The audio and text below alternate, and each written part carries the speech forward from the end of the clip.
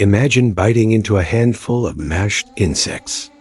Not by accident, but by choice. Picture your dinner plate covered in roasted lizards, raw bone marrow, and fermented fish heads, served without fire, seasoning, or even a plate. Sounds like a nightmare, right? But for prehistoric humans, this was just dinner. What they ate wasn't just strange. It was sometimes repulsive, sometimes ingenious, and always a matter of survival. If you've ever thought modern diets were weird, just wait until you hear what our ancient ancestors were willing to stomach. Because once you know what prehistoric humans really ate, you'll never look at food the same way again.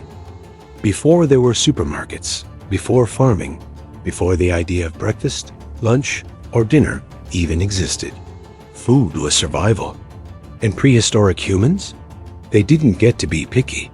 If it had calories, they'd eat it. But the more we dig into what early humans actually consumed, the more it stops being admirable and starts getting downright nauseating. Let's start with the animals. You might imagine our ancestors chowing down on mammoth steaks and sizzling saber-tooth roasts, but the truth? Much less glamorous. Yes, they hunted big game when they could, but that was rare and risky. Most of the time, they were eating whatever animal they could catch. Rodents, frogs, lizards, even birds ripped raw from the sky. And they didn't just eat the meat, they ate everything. Brains, eyeballs, intestines, and even the stomach contents of whatever they caught. They believed those parts were the most nutritious, and honestly, in many cases, they were right. Then there were the bones. After stripping an animal clean, early humans would smash the bones open to get to the marrow inside. That creamy, fatty substance, it was like prehistoric butter. They'd slurp it down raw, sometimes mixing it with mashed up berries or tree bark just to stretch it further. Not to mention the blood drained, collected, and gulped down warm. For many early tribes, that was a delicacy. And if no animals were available, no problem. Bugs were on the menu. Lots of bugs. Crunchy beetles, juicy grubs, ants, termites, you name it. They were easy to find, packed with protein, and didn't fight back. Some even fermented insects and leaves and buried them underground to age before eating, believing it made the nutrients more potent. Imagine digging up a clump of half-rotted caterpillars and popping them in your mouth like trail mix. That was real life. And they weren't just surviving, they were thriving on this stomach-turning buffet. But this was just the beginning, because how they ate was just as wild as what they ate. Now, let's talk about how they ate. Because prehistoric humans didn't have knives, forks, or even fire for a good chunk of their early history. That means raw was the default. Raw meat, raw fat, raw organs ripped apart with stone tools or bare hands and eaten on the spot. Hygiene? Not even a concept.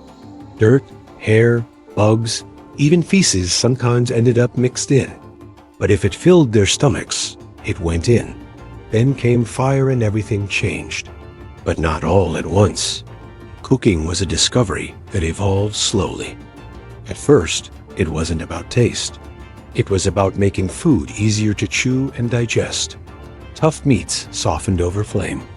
Roots and tubers, once too toxic to eat raw, suddenly became edible.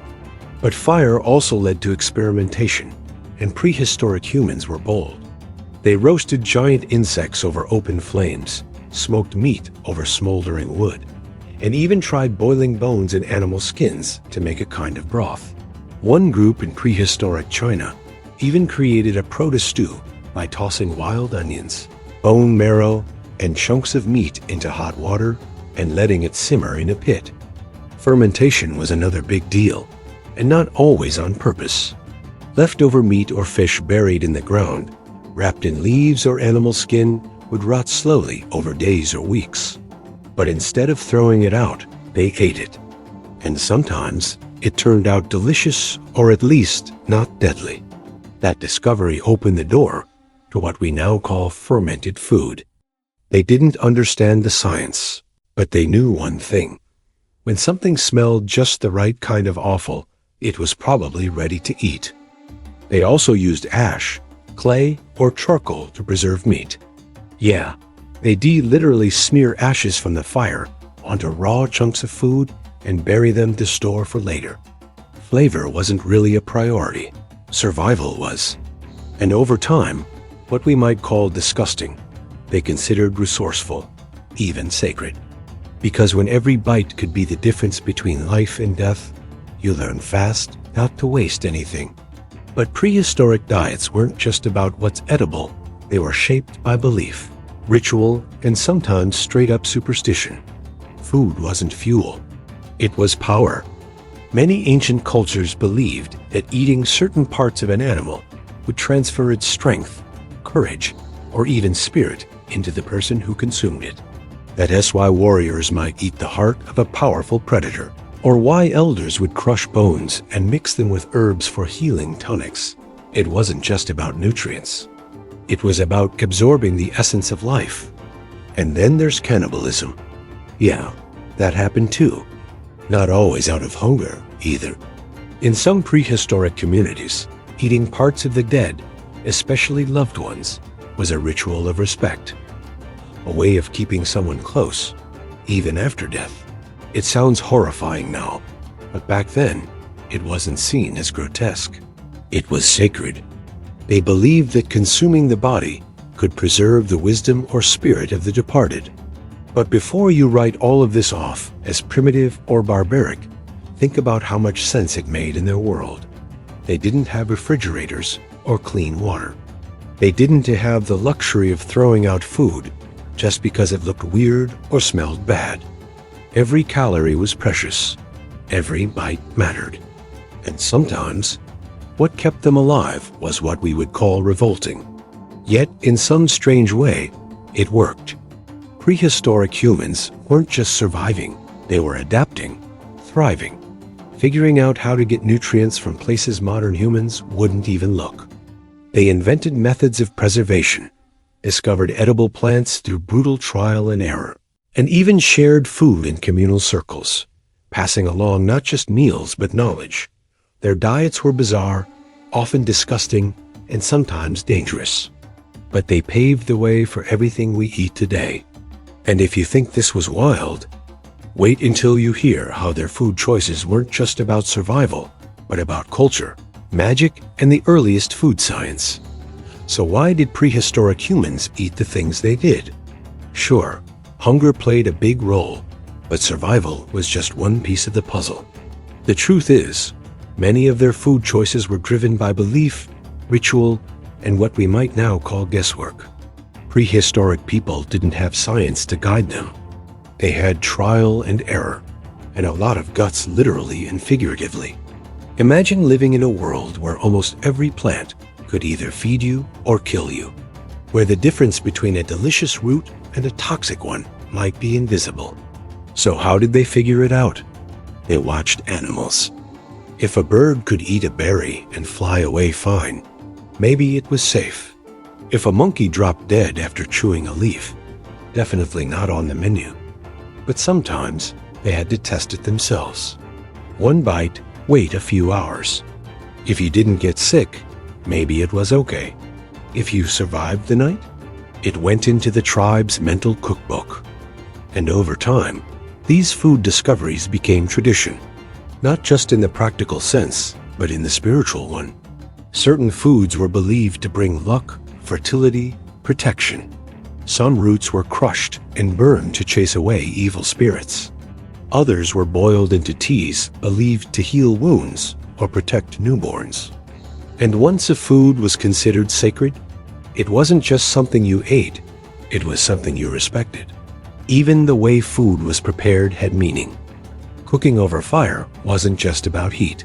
For some groups, the smoke itself had symbolic power purifying the meat, warding off bad energy. In Arctic tribes, fermented fish heads were buried under rocks and left to rot, not just for taste, but because the transformation was seen as magical, like nature itself was preparing the meal. It wasn't just about feeding the body. It was about feeding the spirit, honoring the land, and respecting the strange, fragile balance between life and death. What's even more fascinating is how prehistoric humans figured out how to manipulate food. They didn't just discover what was edible, they learned how to make things edible. Nature gave them raw materials, but it was their creativity and desperation that turned poison into dinner. And sometimes, what saved their lives looked more like a science experiment gone wrong. Take cassava, for example, a root that's still eaten today in many cultures. Raw cassava is toxic. It contains cyanide. But prehistoric people learned that if you peeled it, soaked it, mashed it, and dried it, it became not only safe, but an excellent source of calories. That's not luck. That's problem solving. That's prehistoric food hacking at its finest. They also discovered ways to detoxify acorns, which are bitter and nearly inedible when raw. But after crushing, soaking, and leaching them in running water, they turn into a rich flour. That's the kind of knowledge that had to be learned, passed down, and respected. Because making a mistake didn't just mean a bad meal, it meant sickness, or worse. And their creativity didn't stop at safety. They experimented with flavor, texture, and preservation without even realizing they were laying the groundwork for future cuisine. Chewing meat and spitting it into a bowl to kickstart fermentation? Yep, that happened. Drying strips of meat under the sun until they became the world's first jerky? Also prehistoric genius.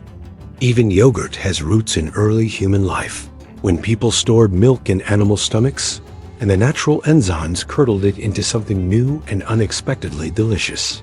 They were using bacteria, heat, acid, and thymol without knowing what those things really were. They were solving problems with instinct, observation, and pure determination. And what they created not only kept them alive, it changed the way humans interacted with food forever. Because food wasn't just something you found, it was something you transformed. By now, you might be wondering, if all of this was so revolting, why do any of these foods still exist today? The wild part is, some of them do. The diets of prehistoric humans didn't disappear, they evolved. And many of their strangest survival meals quietly shaped global cuisines. Insects, still a staple protein in parts of Africa, Asia, and South America. Grubs are grilled, ants are dipped in chocolate, crickets are ground into flour. What was once a necessity is now making a comeback as a sustainable superfood. Bone marrow, once sucked raw from shattered bones by early humans, now served in fancy restaurants with sea salt and toast points. Fermented fish heads, still eaten in Iceland, where they're buried and aged the traditional way.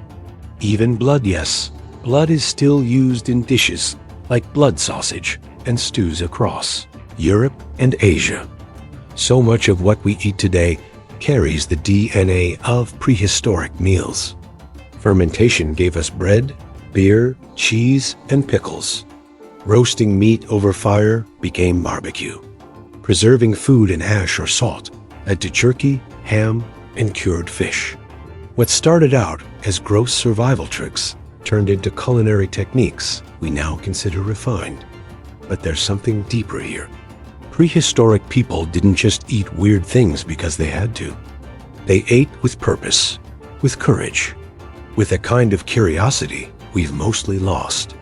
They tried things that looked disgusting, smelled terrible, or had killed others, because they had no choice but to learn. And what they learned didn't just help them survive.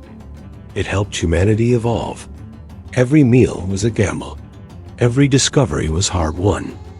And the next time you look at your neatly packaged groceries or scroll through food delivery apps, just remember, our ancestors built entire diets without any of that.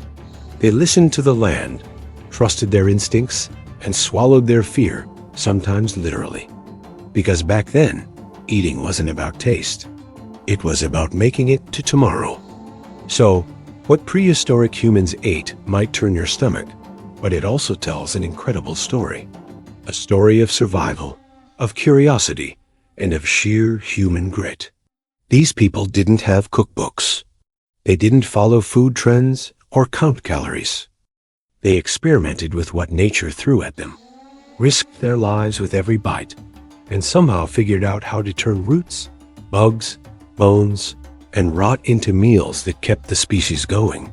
They ate things we wouldn't dare touch today, not because they were fearless, but because they had to be.